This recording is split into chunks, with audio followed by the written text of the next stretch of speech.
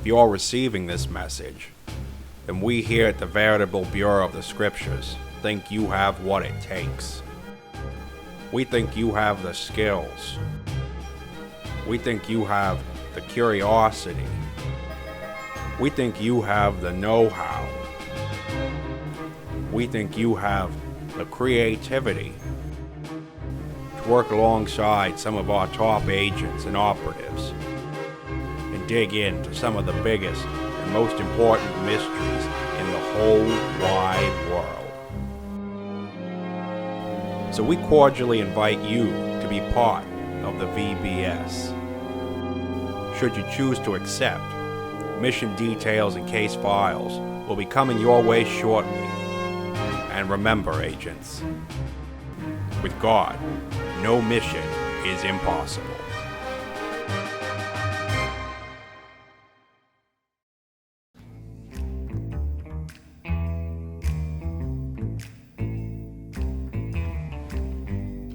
And welcome back to the VBS today, agents. I'm Mr. E, your Bureau Director, helping you along through your training week here to become full field agents with the VBS. And we'll be meeting with our operational team once again a little bit later on today. But first of all, we've got a case file to get into. Now, if you might remember from yesterday's case file that we had baby Moses, right? And we learned by delving into that particular mystery about how God has a plan for Moses' life and about how each one of us is created unique and special by God. Well, today's case file has a little bit of a different direction, but I think some of the big parts of the story are pretty much the same, right? God's got a special plan that he's going to help someone enact, right? He's got a special plan that he wants to help his people to carry out so that they can be free from some of those things that are trying to cause them harm, all right? So we're going to go ahead and jump right into that story, that case file here today, and I'm going to fire up the old projector in order to help us enter into that particular file.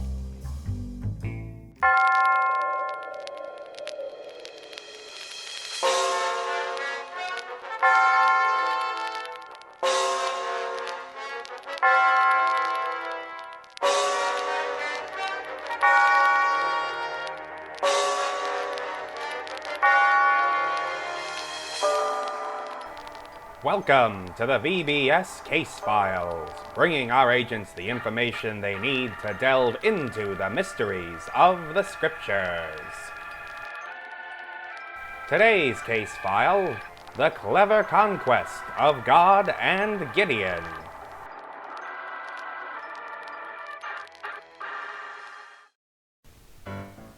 Dateline, around 80 years after the birth of Moses. The place, a valley in the Israelite homeland. Moses, our baby from yesterday's story, grew up and eventually led his people back to their homeland and out of slavery in Egypt.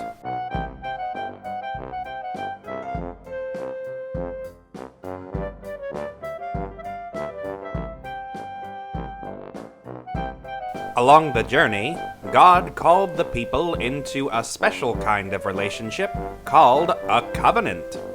He gave Moses 10 commandments in order to seal this covenant between himself and the Israelite people.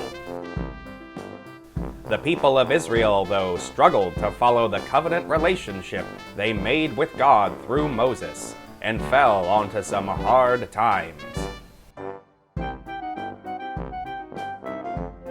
When this happened, God raised up men and women called judges to remind the people of God's love, power, and protection if they followed his covenant. God called one judge named Gideon to protect the people against an invasion by an enemy people called the Midianites.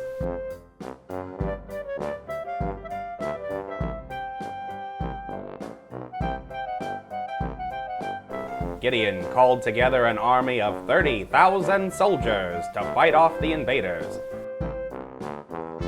But the Lord said to Gideon, You have too many soldiers in your army. I cannot give you victory because your soldiers would think that their own strength won the battle, rather than my protection." So the Lord commanded Gideon to send most of his men home, leaving him with only 300 rough and tumble men in his army. Only 1% of the army Gideon had called together to defeat their enemy.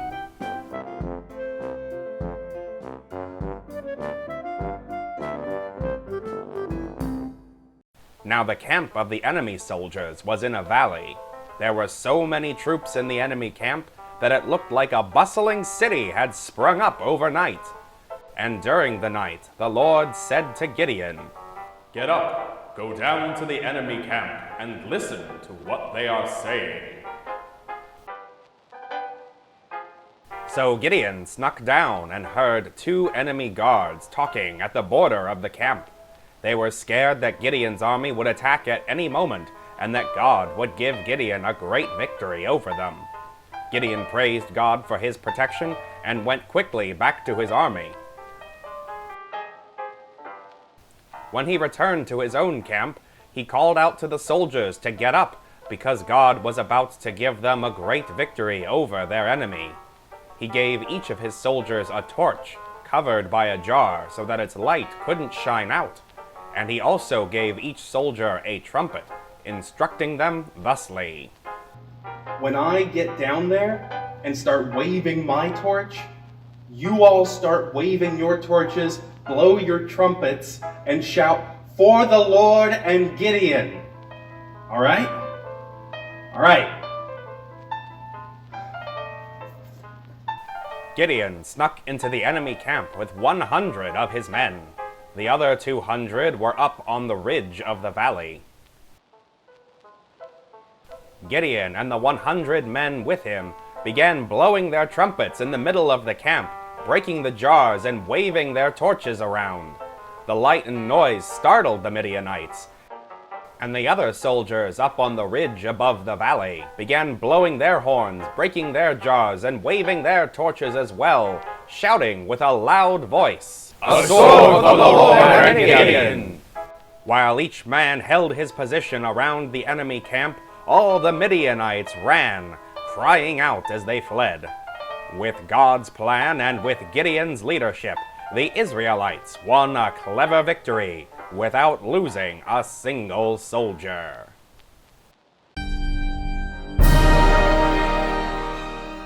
This has been the VBS case file for today.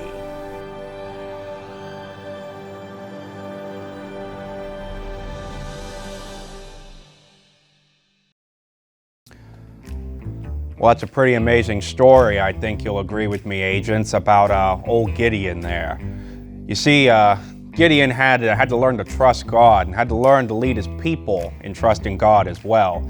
Going up with an army of only 300 guys with, just some trumpets and torches, and going up against a fully trained, battle-hardened army. And not only winning, but winning without any sort of fatalities on either side. That's a pretty amazing victory, and it's all part of God's plan for how Gideon was going to win that battle, right? We heard how God shrunk down the number of soldiers that Gideon had, and how God helped Gideon to put this plan together by showing him just how scared the enemy army was of his troops as well. So we had to learn how to trust God. Gideon had to learn how to trust God. It's a very important part of what we do here at the VBS, is putting our trust in someone who's worth trusting. And that's God, obviously, right?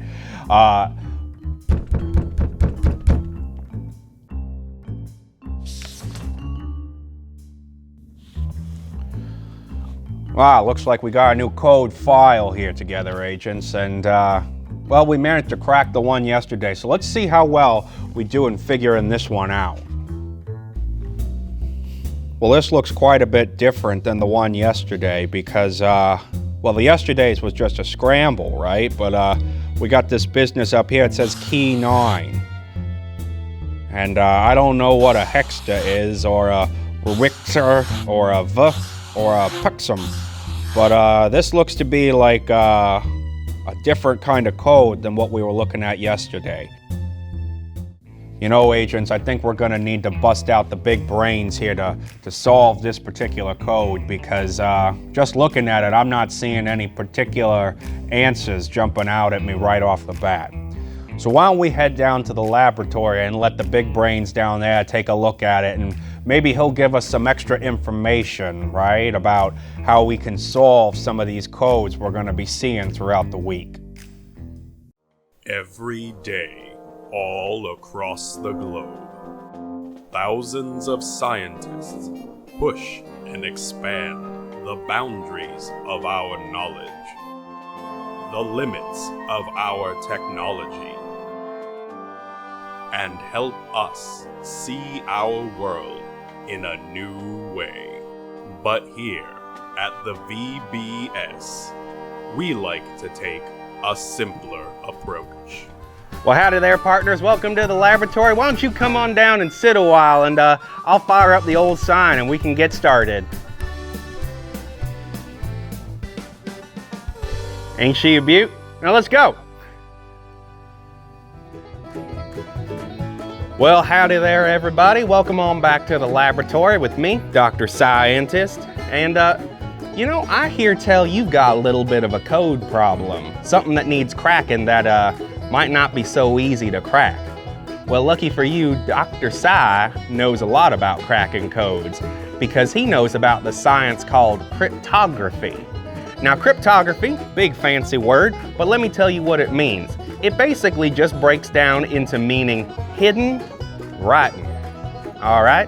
So cryptography is all about how do you write codes and how do you crack codes. So it's pretty interesting science, and it's a pretty important one for all of our agents here at the VBS to know. All right?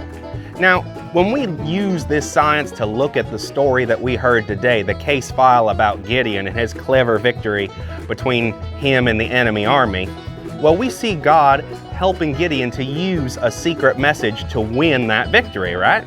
He was able to tell his soldiers, hey, this is the secret signal. You'll see me blowing trumpets and waving torches around, and that's when you jump into action, right?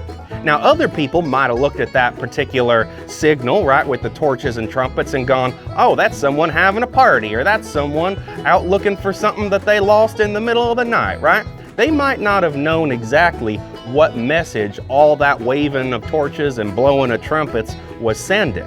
So that message was kind of like a code, right? A secret message that only both sides know, but anyone in the middle has no idea what's going on.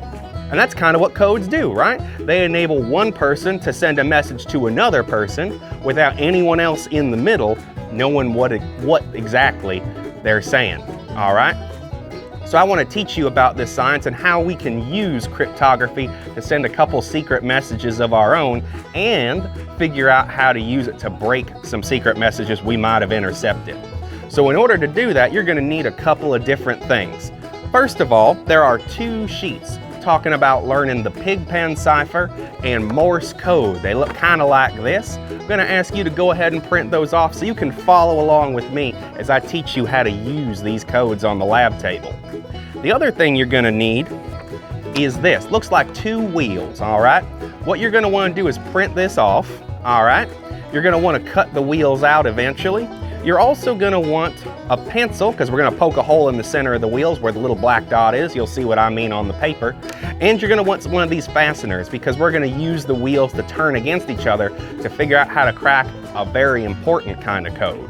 So you go ahead and get these things ready, and then once you're there, come on, join me at the lab table and I'll show you how to use them.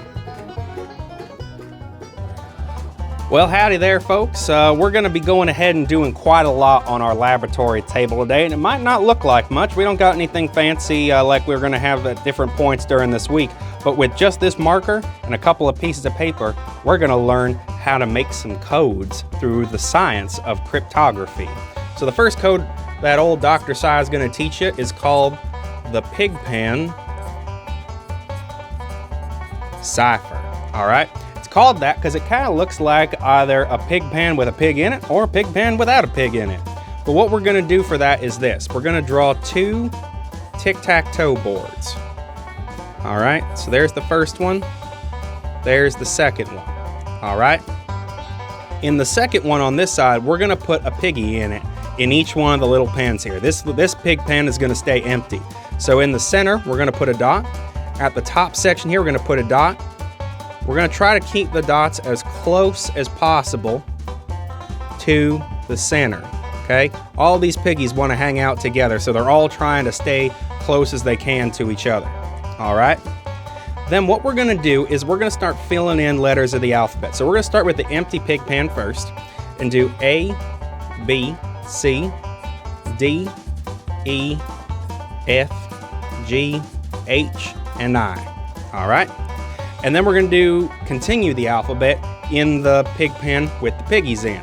So H, I, J, K, L, M, N, O, P, Q, and R. Now you might notice we've run out of pig pens, but we got more letters still. So what we're gonna do is do a similar sort of thing, but instead of drawing tic-tac-toes, we're gonna draw some X's. Draw an X there, an X there. And this side, we're gonna give a little piggy right in the center so they can all hang out and be friends with one another. And then we're gonna continue just like we did up here, starting on this side and working over. So this will be S, then T, U, and then V. And then going over here, W, X, Y, and Z. And now we've got all of the letters of our alphabet.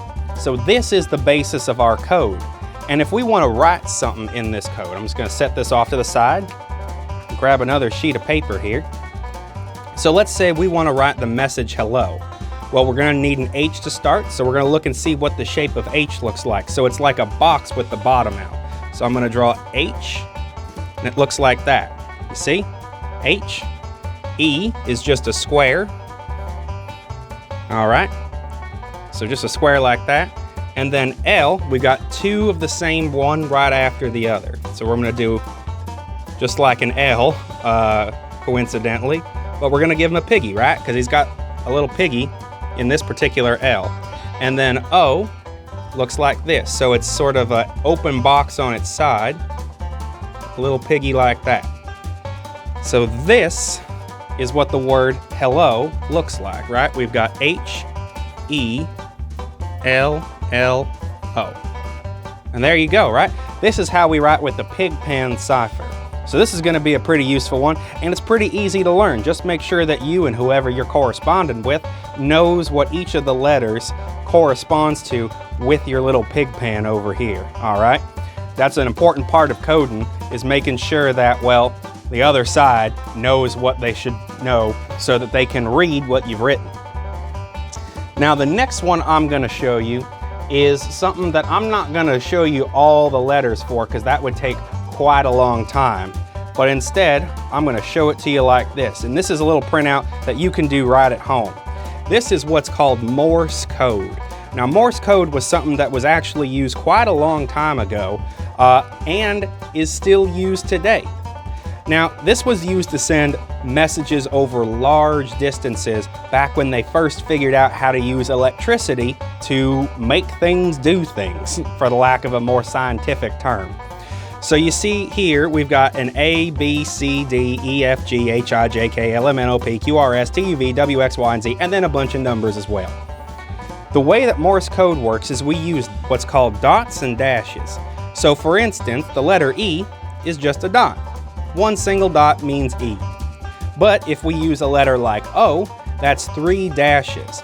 Now, when you were sending messages using electricity for the first time, it would sound like this for letter E, and it would sound like this for the letter O. All right? Now you see how E is much shorter and O has a much longer sort of sound. All right? So these dashes represent longer sounds and these dots represent shorter sounds. So let's say we wanted to write the same word again. We wanted to write hello in Morse code. We want to send a message across the country to somebody and tell them hello. So we're going to look for the letter H, and we're just going to make 4 dots in a row. 1, 2, 3, 4. There you are. That's your H. We're gonna leave a little bit of a space so it doesn't look like they're all joined up. But obviously we need an E, so I'm gonna put an E, so just a single dot there. We've got an L. Now, L is made up of dots and dashes. So we're gonna do dot, dash, dot, dot for one L, and then dot, dash, dot, dot for the next L. Then we've got our O. Now I've very badly spaced this. So I'm gonna put the O down here on the bottom. And as we saw before, the O is dash, dash, dash. All right? So we've written H, E, L, L, O. Now one of the fun things with Morse code is you can do anything with it as long as you've got two different things. So let's say we decided to use red for the dots and blue for the dashes. So you decided to do like something with balloons, and you put 4 red balloons, 1 red balloon, 1 red balloon, a blue balloon, 4 red balloons, same thing. You could do it like that. Morse code is a very fun code because you can use a lot of different things to represent all of these dots and dashes. All right? So Morse code is a code that is still used today in order to send messages via lights, sounds, or other means that are different from one another. Now, the last piece of code that we're going to learn is what's called a cipher shift. This is one of my favorites, and what I'm going to invite you to do is to pull out this. Now you can print this off at home. This is what's called a cipher wheel. So what you're going to have to do, as you might well expect, is go ahead and cut these out following along the lines on the outside. And the eagle-eyed among you might notice that this smaller circle fits inside this larger circle. So I've already gone ahead and cut some of these out for us. Here we are. And you'll notice that they've got the same letters going around the outside. But this smaller inside circle also has some numbers underneath each of the letters. All right? Now this is the fun part. If we take this, all right, and I'm gonna grab a little pencil, and right here at the circle, I'm just gonna poke a little hole. Go ahead and push that through. And then if you have them at home, these are very useful. If these little brass fastener guys, I'm gonna go ahead and pop one of them out and pop him into the center there and create our cipher wheel. Now, this cipher is particularly interesting. It's different from the other two that we've seen, because the other two we saw, oh, A is always going to look like this, or B is always going to look like this, or C is always going to look like this.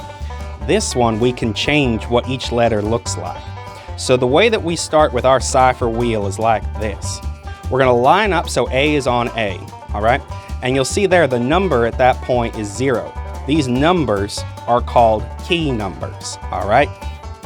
They tell us how many places we have to shift our alphabet in order to code or decode a particular message. So let's say we have a code with a key number of 4. So we're going to turn the wheel down here, 1, 2, 3, 4, so that E lines up with A. Now this down here is going to be our code wheel, all right? So let's say we wanted to, again, write the letters that make up hello, once again. So we've got our paper, we've got our marker, and we've got our code wheel. So we want to write the letter H, all right? So we come along the outside of the circle, find the letter H, and we see, okay, it's actually the letter L, right? Because we've moved the alphabet along a little bit. So we're going to write L, and then we want to write the letter E for the second letter of hello. We see that that letter is an I. So we're going to go ahead and write an I right there. Okay, H-E-L. L is actually a P. So we're going to do P, P, and then we need the O. So we're going to go along all the way over here to the O and see that it is an S. So we've just written hello with our cipher wheel shifted with a key of 4. And hello, apparently, when you do that, ends up looking like the word lips, kind of misspelled. So that's a quite fun note to end on. So I know that's a lot to dump on you, but all these different kinds of codes are very useful for our agents to learn. Whether it's the Cipher wheel, whether it's the Pigpen cipher, or whether it's Morse code, when we're able to code our messages, we're able to send information without worry that other people are going to figure out what we're saying. And that's about all there is to it. Now, I know that was a bit of a crash course, right? There was a lot going on there, and maybe you might need to double back and take a second crack at it. But don't worry, you're absolutely allowed to do that. And hopefully you'll get the hang of using some of these codes. But I think this one might prove useful for the mystery code that you've received earlier today. So I'll send that message on up to Mr. E and send you on up with him so you can go and figure out how to crack the mystery code for today. But I hope you've enjoyed learning about the science of cryptography, and maybe you'll be able to use some of these codes that we've learned about today to send some secret messages to your fellow agents, or to keep other people from figuring out what those messages are. So thank you very much for joining me down here in the laboratory today. It's been a pleasure having you, and I look forward to seeing you tomorrow. But for now, it's Dr. Sci signing off. You know, I'm a world-class spy and a bureau director, but I gotta say I'm having a lot of fun just spinning this wheel around and watching the letters and numbers go past. But we're not gonna do that. No, we're an important professional organization here, and we're gonna treat this like what it is, you know, an important piece of field agent tools and technology. And hopefully this particular tool is gonna be one that helps us to solve this code. Now, if you're wanting to solve the code on your own and you want to skip any sort of help or hints that we might work on figuring out together, I'm going to encourage you to go ahead and jump up here to this particular timestamp so that you can skip past the section where we're going to cooperate on solving this together. All right. So I'm assuming if you're still around here, agents, you're interested in working with me together on maybe figuring out a couple parts of this code. So let's take a look at it one more time and use our trusty Cipher wheel in order to figure it out. All right, well, like Dr. Sci was saying, we got this key number up here. So I think that means we're going to want to rotate our key so that it fits that number. So if we go 1, 2, 3, 4, 5, 6, 7, 8, 9. There we go. So we've got this letter J down here under the A. So that's a good starting place for us to be in solving this code. So at this point, Dr. Sci has asked us to look and see where the letter, for instance, we'll start with this first word, where the letter H is on our code wheel. And then we find that, so just a little bit to the side here. And we look above that and we get the letter Y. So we're going to go ahead and translate this H over to a Y. Then we're going to find the next one around and keep going. So it's got an X, so we're going to have to look around all the way down here for an X. And if we see the X, we see it's an O. Okay, so we got a Y-O. And then we're going to go ahead and look for the D. The D is the next letter here in this code, and we get a U. So this first word here, we've translated huckster, whatever that is, but it's not huckster. It's actually Y-O-U, U. So that's the first word, and yeah, it looks like we can probably start trying to put this together. I'm going to try some of these this VH as well, because it looks like it pops up a couple of times in the code. So we got a V. V translates to M with our key 9 input here. So M, and we got to find the H again. Oh, we already did the H, right? We already found that letter. So let's go ahead and put that Y in. So that VH is actually MY, my, in the code here.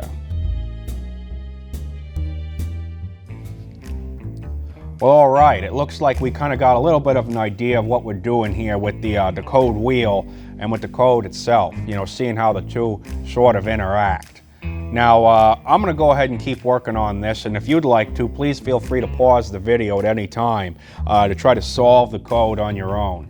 But I'm the one doing the desk work here, so I'm gonna hand you over so you can do some field agent training for the day with codename Mr. Gymnasium down in our field training room.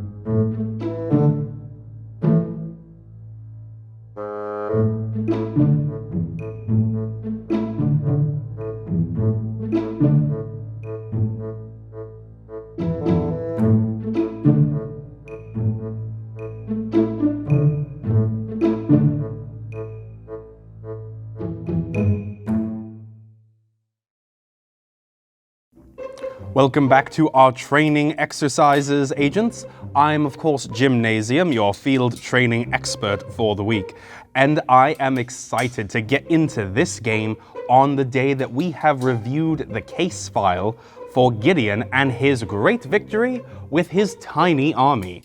Now, why was Gideon's army so small? Well, if you remember from the case file, Gideon was asked by God to shrink his army down to just a couple of hundred men. Now, why would God want Gideon to have fewer soldiers? Did God want Gideon to lose this big, important battle that was coming?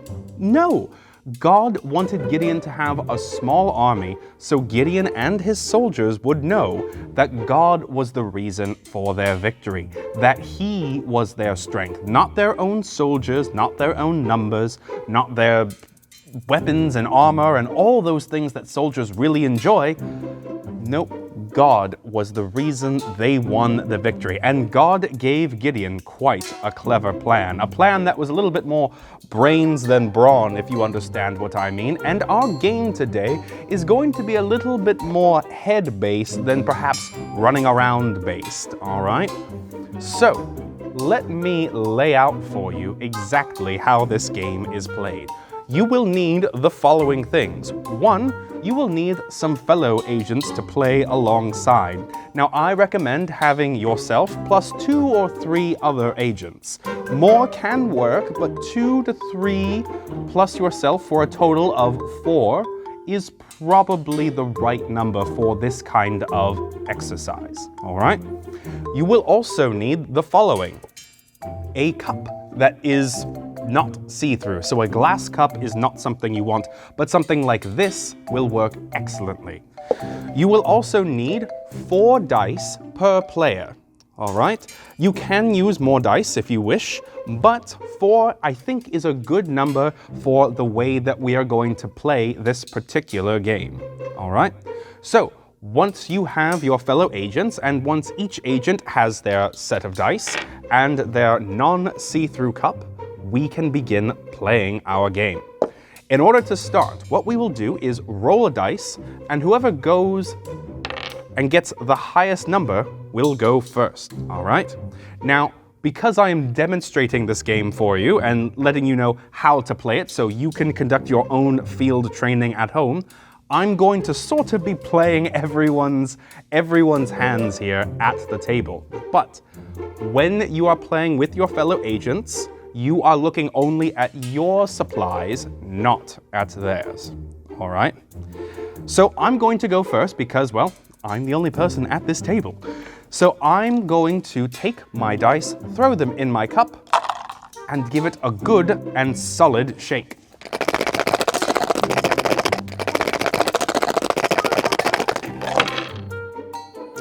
And once you have gone ahead and sufficiently rolled your dice, you're going to want to flip your cup over as I have just done, and then have a little look at where the dice have landed. All right, So if I am doing my math properly, it looks like I have rolled a 9 across all of my dice inside my cup. Now your fellow agents will be doing the same thing. They'll shake their dice up, flip their cups, and have a peek at their totals. Do not look at their dice and don't allow them to look at yours, all right? If you remember from our case file earlier today, Gideon was able to convince the enemy army that there was a lot more of his side than there were of their side. This was the clever plan that God had given to Gideon in order to win the battle with only a small army. So this is what we're going to try and model here in our game. We're going to try to convince our opponents that the number of dice we're telling them we have is bigger than the number of dice that we might actually have under our cups. But this could get a little bit dangerous, so keep an eye out as we continue to explore these rules. So, everyone has gone ahead and rolled their dice. Now again, do not look at your fellow agent's dice, but because I am demonstrating, I'm going to show you what everyone has. So as I said a moment ago, I have 9 underneath my cup. Now, my blue-cupped fellow agent over here has rolled a 12 underneath his cup. And my red-cupped fellow agent over here has rolled a 10 underneath her cup. All right? So, I have 9. He has 12. And she has 10. So these totals that we've rolled represent the number of soldiers in our army, and our goal is to try to convince our opponents that we have more soldiers than we actually do. Now, this is where the game really begins. I'm going to go around and share how many soldiers I have in my army. And I could do that by either 1, telling the truth, or I could say I have more soldiers than I have, or I could say I have less soldiers than I have. Saying you have fewer soldiers or the correct number of soldiers might be a safer choice, but again, we're trying to convince someone that we have more than we do, but this could be risky. So I'm going to go ahead and say, well, I've got 9 under my cup. I'm going to tell my opponents, though, that I have 12 soldiers in my army. All right? Red is going to be truthful. She is going to choose to say, I have 10 soldiers. And if you remember, she does indeed have 10 soldiers in her army. My blue friend over here, though, he is going to tip his cup and say, well, I've rolled a 12, but I'm only going to say I have 8 soldiers in my army. Do you follow so far? Excellent. Very smart, all of you. So now that we've said how many soldiers in our army, we begin another round. But this time we can do one of 2 things. The first thing we can do is choose to re-say how many soldiers we have, but you must say a number larger than the last number that you said. So since I said I had 12 last time, I'm going to say I in fact have 15 soldiers in my army. Again, it's a little bit of a bluff, but I hope it will work. Red, however, is going to think and go, 15's kind of a lot. I don't know that Jim has that many soldiers in his army. In fact, I think Jim is telling a little bit of a lie. So my red friend over here accuses me of lying about how many soldiers I have in my army. If this happens, I'm going to have to show her how many I have. Whoops, I only have 9 soldiers in my army, and I claim to have 15. So since my real number in my army is smaller than the number I was bragging about, I lose that round and Red gets a victory point. She wins this particular round of hidden soldiers. But let's rewind a moment.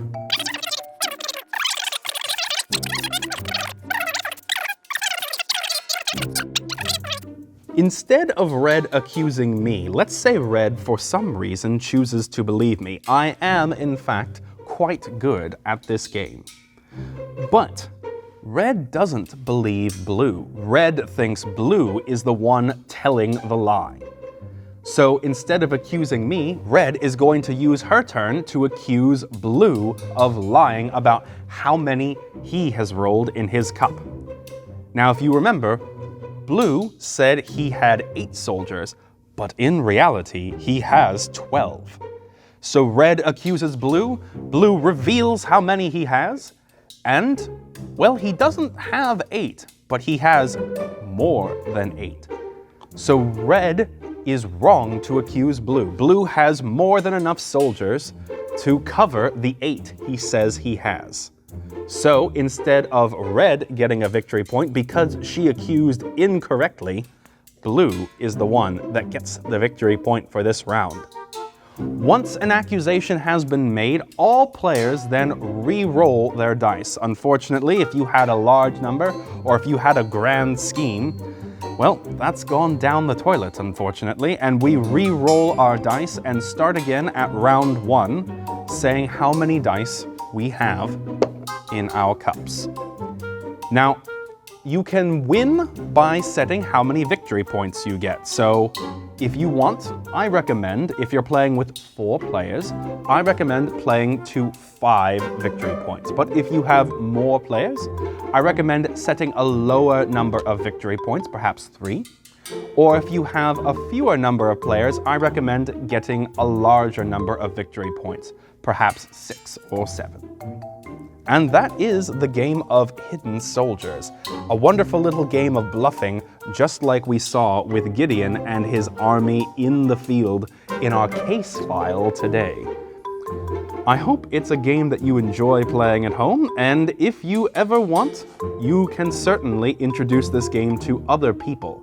Last but not least, if some of the rules sort of passed you by and you want to take another crack at them, or have your parents help you to learn this game, there is a set of rules in today's mission materials that you can download underneath this video. All this being said, I hope your bluffing skills are ones that you work on in the course of playing this game, but only use them for good. Do not use them for evil, just like we saw Gideon do in our story today. Thank you very much, agents, for joining us. I hope it was an excellent training exercise, that you enjoy doing this at home. And until tomorrow, pip pip cheerio! And that last C turns into... welcome back, agents. I've just finished cracking this code here with the help of our trusty Cipher wheel that Dr. Scientist showed us earlier today. Now, once again, if you want to solve this on your own without any help from your director, I'm going to encourage you, go ahead and go to this timestamp to skip ahead so that you're not getting any hints that you don't want. All right. So I'm assuming if you're sticking around at this point, you're looking to have solved the code along with me here. So let's take a look at it once again and see how things have shaken out. Here we are. Looks like, from the start, I know we cracked that first word and a couple of the other smaller ones together. But just looking at it once again, it does look a lot like gibberish. But with that code wheel, it sorts out pretty easily here. So this is what I had when I finally solved the code. You, Lord, keep my lamp burning. My God turns my darkness into light. Well, there's the solve, agents, for Psalm 18, verse 28. A verse I think that intersects nicely with what we saw happening in Gideon's story, right? Because we saw light and dark taking an important role in that particular story, you know? Now, if we just look at it on a surface level, right, Gideon was able to use light and dark in order to trick his enemy into running away and to win a great victory over them. But here at the VBS, we want to dig a little bit deeper than a sort of a surface level understanding of the words that we read, right? Because I mean, if we stay with a surface level understanding of our code that came in this morning, well, let me read for you. Huxta uxum tiniva ugjavi kadarwarp va puxa. This sounds like nothing, right? But when we go a little bit deeper, when we understand the meaning behind the words, well, then we can really start figuring out exactly how we can put those words into practice, right? We can uncover one of the mysteries that we see in the scriptures. And when we look at this particular verse, well, light and dark, those can be kind of useful words, right? Because sometimes we come into dark times in our lives. You know, you might have a dark time of being scared of something, or you might have a dark time of not knowing what to do in a situation, or maybe even worse sometimes, knowing what to do and not really knowing how to do it.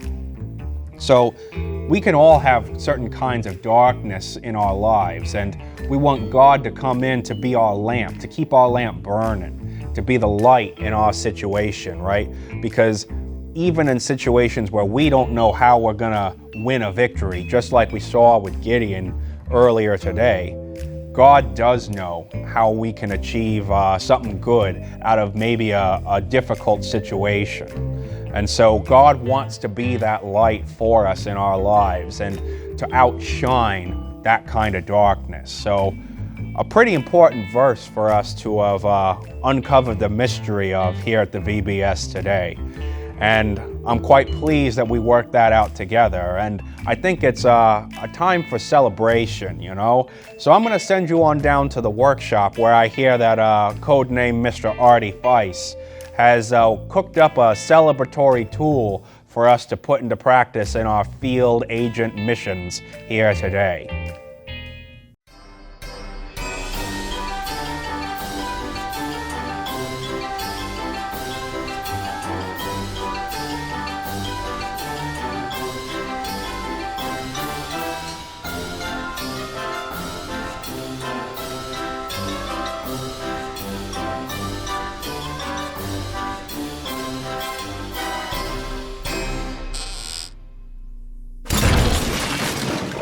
Hey, don't worry about it. I'll get it fixed up later. Come on, we got stuff to do. Hello again, agents. It's great to have you back here in the workshop with me, Artie Feiss. We got another wonderful tool to put together here for you so that you can succeed in your mission for today. Now, as you heard from the mission briefing earlier on, we got the story of Gideon, right? And Gideon is able to, with God's help, win this very clever victory, right? He uses light, he uses torches, he uses trumpets and noise to make the enemy army think there's a lot more of his side than there is of their side. So that's what we're gonna do. We're gonna kind of borrow into that torch and trumpet sort of theme. But we're also gonna borrow another part of Gideon's story as a reminder for ourselves. Because if you remember, Gideon's army was made of like 300 guys who weren't really the best sort of guys around, right? So we're gonna take some things that you might consider to be not the most useful objects and make something wonderful out of them. Put them all together. So what we're gonna do, what we're gonna need is this. First of all, you're gonna want a paper towel tube. Again, probably some garbage, some trash, right? We're gonna need a paper towel tube. We're gonna need some paper cups. I've got these sort of brown coffee cups. You can get those pretty easy. I recommend having something that is sort of a solid color, right? So it doesn't have to be brown, but I recommend something without writing or designs or stuff like that on it. You're gonna want something more like a solid red, a solid blue, a solid brown, whatever you got. But I recommend a solid color as opposed to something with writing on it. I also recommend you have your normal sort of workshop kit. That's gonna be your glue, your scissors, your decoration devices, crayons, markers, that sort of things. You're gonna want them. You're also gonna want just some other odds and ends, right? Maybe some string you got lying around. I've got some ribbons in here. I've got some stickers in here. I've got some all different kinds of other stuff in here. And you're also gonna want some tissue paper, all right? I'm gonna recommend you get something in sort of like the red, orange, yellow sort of area, because we're gonna turn this into the fire of our torch, right? So you want something that's sort of fiery colors, all right? But if you got green and you want green fire on your torch, you go nuts. You make sure that looks as good as you think it's gonna look. But at the end of the day, all those things assembled, this is what we're gonna be making. We're gonna be making our very own trumpet torch. And it's got a little surprise for us to put together here together. So you go get those things and then join me over here on the workbench and we're gonna go ahead and get started. Welcome everyone to a very busy workbench here today. Got a lot of stuff here to put together in order to make our trumpet torch here. Right? Again, here's the finished product that we're gonna do, right? You see it's all nice and decorated. We got these verses on it, which you can print off. Forgot to mention that during the supply section here. There's a little template you can print off, and I've already gone ahead and cut out the 2 verses here. So I'm gonna set this aside just so we get a little extra room on the workbench. But here we go, here's the finished product. And again, we can sort of pull the pot, right, the cup down and reveal the light of the torch, okay? So there's our finished product. That's what we're gonna be shooting for. Again, gonna set this aside to give us a little extra room here on our workbench. So in order to put this thing together, what we're gonna do is this. We're gonna take our paper cup here, all right? And you wanna make sure the bottom of the cup is bigger than the mouth of your paper towel tube. And the reason for this is we're gonna draw, or trace rather, a circle onto the cup that is basically the same size as the mouth of the tube, okay? And you see I've already gone ahead and done that here in a marker so that it shows up a little bit better on the camera there. But I've drawn this circle in, all right? And then what we're gonna do is we're gonna take the scissors that we got. Now this might be something, boys and girls, you get a parent to help you with, right? Because we're working with a sharp object and we don't wanna hurt ourselves or hurt anybody else. So we're gonna take the cup and the scissors and just kind of poke a hole in the bottom there, all right? So we got this little hole and we're gonna cut a little plus, a little cross sign in the cup. So we got one leg going that way, one leg going that way, one there, and last but not least, one there, okay? So we got all of these, there's four marks, right? 1, 2, 3, 4, and we're gonna just cut out, trying to follow the edge of this circle that we've drawn as much as possible, right? Now don't worry if this doesn't look like 100% nice and perfect, because 1, this is a part of the craft that no one's gonna be looking at, and 2, we want it to be a little imperfect because we want a little bit of friction between the bottom of the cup and the sides of our paper towel tube, okay? So there we go, got 1/4 cut out, 2/4 cut out. Gonna keep just going around the edge of the circle here. There we go. And then all the way around. Now you see these rough edges are gonna give the cup a little bit of grip on the paper towel tube. And you might even need to expand it just a little bit, like I'm thinking over here, right? I've missed some of the section here, so I'm just gonna widen this up just a little bit. And even if I need to like tear some of these little strips with my fingers, that's gonna be fine. There we go. That's probably gonna be good enough, all right? So you see we got this very messy hole in the bottom. I'm gonna move our scraps over here to the side, so they're not in the way. And then we're gonna take our paper towel tube and just try to wedge it into the hole that we've made. You might need to like bend the tube a little bit, like doing this with your thumb. But we're gonna try to fit the tube into the hole we've made. There we go. All right, so you see it wants to stay on. I can waggle it about, I can hold it upside down, and it doesn't want to go nowhere, right? So the tube is wedged into the hole that we've made in the cup, all right? Very good. So that's the first part of our craft here done. Now the next thing you're gonna wanna do is get your tissue paper, all right? So I've got a big piece of red here, right? Nice and big, like from one of those gift wrapping sort of things, all right? And I got a couple of smaller pieces of orange and pink here, and you see I've shredded up the orange already, okay? So you're gonna wanna do that. You're gonna wanna get sort of like a main color, so I'm going with red. If you're going with a different color, that's totally fine. And you're gonna wanna get at least like maybe one sort of secondary color. All right, and I'm going with orange for this because I think it makes it look nice and fiery, right? So what I'm gonna do is I'm gonna push the cup down so that the top of the tube is out, you see, right? The top of the tube is out. And I'm gonna take the tissue paper here and just sort of like find the bottom of it, like right in the middle here, push it in and just kind of ball it up, all right? So you get this nice sort of puff, almost looks like a flower, like a rose, or hopefully like a little bit of fire. And I'm gonna take that little bit I balled up and just cram it down the tube. We don't need glue, we don't need tape, we don't need to like attach it somehow. The friction of the tube and the tissue paper is gonna hold it where we want it to be. I'm just gonna kind of fan that out a little bit to give it a little bit more of a fiery look, all right? And you see we're kind of already on our way, right, to the finished product. And if we take the cup and push it back up the tube, not too far, right, you don't wanna pop it off, but all the way near the top, and look, all of a sudden, you don't see the fire no more, right? Kind of like in the story with Gideon, right? He's keeping his fire hidden until he's able to spring his clever plan on the enemy. Now we've got all these extra pieces of orange, right? And what I'm gonna do, just to kind of make it look a little smoother, is grab our glue stick and twist the cap off. And then just do a little circle all the way around the lip of the paper towel tube, just like this. There we are, all the way around, all the way around. There we go, kind of found the connection point, right? So we got this little bit of glue all the way around, and then take some of our shredded up secondary color and put it there and just sort of fold it over so it looks like the fire is kind of coming off the torch, right? It's not just sitting in it, it's coming off of it. And you might need to use a little bit of extra glue if you overlap the tissue paper. If it's not enough glue, that's totally fine. Just put a little extra on if you need to. And I'm gonna try to fit this little guy in here and fold him over like that. There we are, okay? So we've got a little bit of a fire there. And then what I suggest you do is you grab maybe like, I don't know, 3, 4, 5 other pieces of little shredded paper here that's maybe a little bit too big.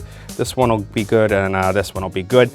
And I'm gonna put a little bit of glue, just a little stamp of glue on each of them. Oh, this guy got a little, gotta wait your turn, my friend. There we go. Okay, you see, you're gonna get your own. And I'm gonna put a little bit here, here, and here. It's got a little bit of a bigger piece, and this little stamp there on the smaller one. Set our glue stick aside, and then we're gonna take these little extra pieces, and I'm just gonna kind of paste them into the red here, right? Because you've seen fire before, right? Whether it's like a campfire or like a birthday candle, or just something else on fire, maybe like in a movie or something. And fire is not all the same color, right? Like it looks, it's kind of got a little bit of a variation depending on how hot some of it is or how cold some of it is. But there we go, right? So I put this in, and all of a sudden our fire looks a little bit more lifelike, right? A little bit more celebratory all along the circle here, right? So now we've got our fire put on, we've got our cup put on. Now the next part that we're gonna do is hide the fire once again, and we're gonna take our 2 verses here, right? The first one we're gonna do is a sword for the Lord and Gideon. Now this was the one that the soldiers yelled before they launched their little plan, right? So what I'm gonna do is once again bring back our glue stick, just kind of run it all the way down the strip there, and then just kind of paste it on. Now it might sort of like try to bubble up a little bit underneath, and that's fine. The reason for that is, as any engineer will tell you, is because you're trying to put a flat surface on a round surface, right? Because the cup is curved, the paper is not, right? So when we try to put a flat surface on a round surface, they don't always interact in the best sort of way. So you're gonna get like maybe this little bubble, like I don't know if you see that on the camera there, but that's fine, okay? It'll stick in the places it needs to stick. So I've got a sword for the Lord. I'll kind of pull that down a little bit. There we go, a sword for the Lord and Gideon, right? Kind of twisting all the way around. We can see that slogan there on the pot of our torch. The next part that we're gonna do is put this one on. But before we do that, I wanna give a little bit of extra decoration to the handle, right? Because this is, I know I chose a brown cup for the pot, but this is given a very sort of a brown craft color, right? It looks kind of boring. So what I'm gonna do is kind of liven it up, right? Because this is a very exciting sort of story, right? Very exciting sort of battle. And so what I'm gonna do is give it a little bit of life, okay, down here, and maybe decorate the cup a little bit as well. So what I'm gonna do is I'm gonna push the cup down. Now the reason I'm doing that is because obviously like part of this tool is being able to move the cup up and down to reveal or hide the fire, right? So we don't want any decorations we put down here to be destroyed or injured by moving the cup. So I'm gonna move the cup down to basically about as far as I'm gonna need to move it if I'm revealing the fire. And then I'm gonna kind of look and see, okay, this is sort of my line. Like I can't really put any decorations above this line, but I can do whatever I want sort of down south of here, all right? So what I think would look good is I'm gonna follow, you see like the twist in the paper towel tube, how the manufacturer has put it together? So I'm gonna take the glue stick and just draw the glue stick down around that line, all right? I'm just gonna take it, smear the glue. My hands are getting a little sticky, but that's totally fine. You're probably gonna be in the same boat as me when you're making this, and that's okay. And then I'm gonna take this little extra ribbon I've got, right? I just kind of had this lying around. It's also something I was thinking, you know what, Audie, I don't really need this no more. I'd probably throw it out.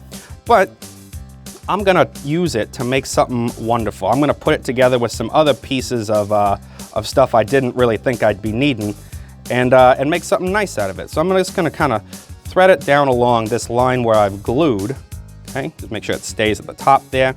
And just kind of twist it down around along that line that I made with the glue. There we are. There we are. Almost just like a candy cane, you know, kind of got that stripe going on all the way down to the bottom. I'm gonna grab my scissors and just give him a little snip. There we are, all right? So we got this nice little ribbon, kind of jazzing up our torch handle here. It looks pretty nice. You can do all kinds of other stuff. What I'm gonna do to give the cup a little pizzazz is maybe give it with these little tearaway gems. I'm gonna put one line underneath the verse that we put on. I'm gonna take another line and put it on over the top. And again, you can kind of do your design however you want. If you want to put stickers on, if you want to put other stuff that you've got lying around on, if you want to like draw something and then paste it on, go ahead, right? But I've kind of given it a little bit of an extra pizzazz here all the way around.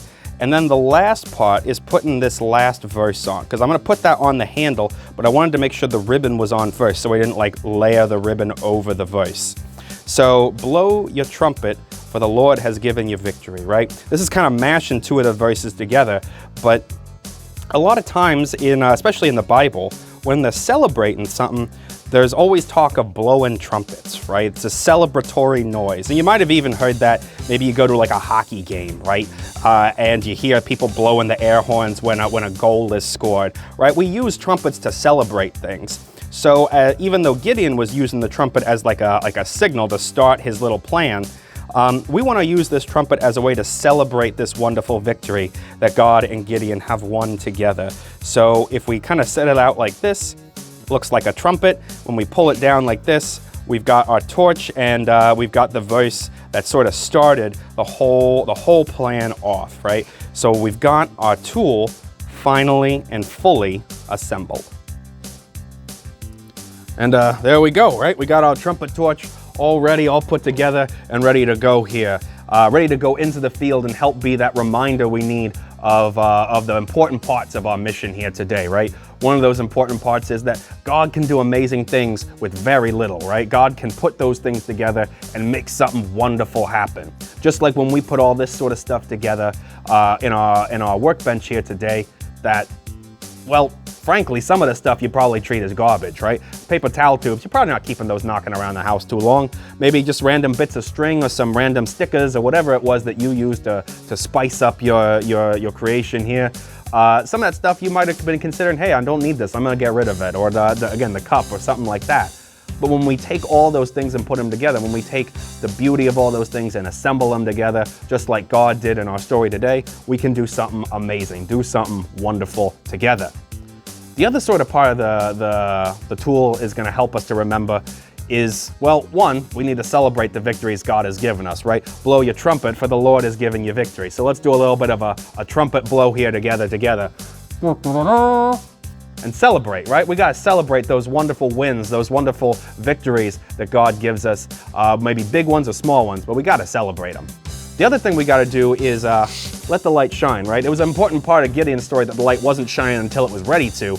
But for us as Christians, for us as people who love God and love others, well, we want to let that light shine, right? We want to let our love for God be visible so other people can see it. We want to let our love for others be visible so other people can see it. And then they might come around asking, like, hey, what's going on here? What's this story? What's this all about? And then we can sort of share that light with them, right? So those are some very important parts of our mission, and I hope our tool here that we've assembled is going to help you to carry those things out.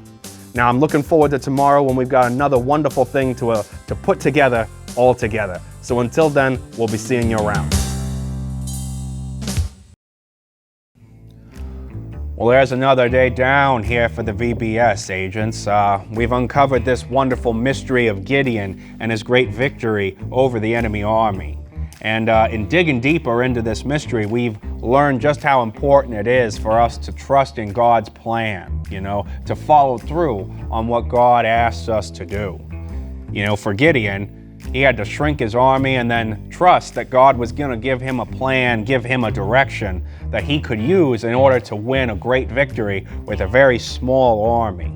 And, sometimes we can run into similar sort of situations. Maybe we're not dealing with, victories in armies, but we still got to learn to trust God and follow through on what God is asking us to do in any given situation. And that does take a lot of trust, and that does take a lot of courage, just like we saw from Gideon here today. So that's quite a mystery we've uncovered and unpacked during our time here together at the VBS. But it's not the last mission at all that we're going to be digging into this week. So I want to encourage you to come on back tomorrow so that we can continue sorting through these wonderful mysteries of the Scriptures. All right? So from all of us here at the Bureau today, we want to say God bless to you and remind you that with God, no mission is impossible.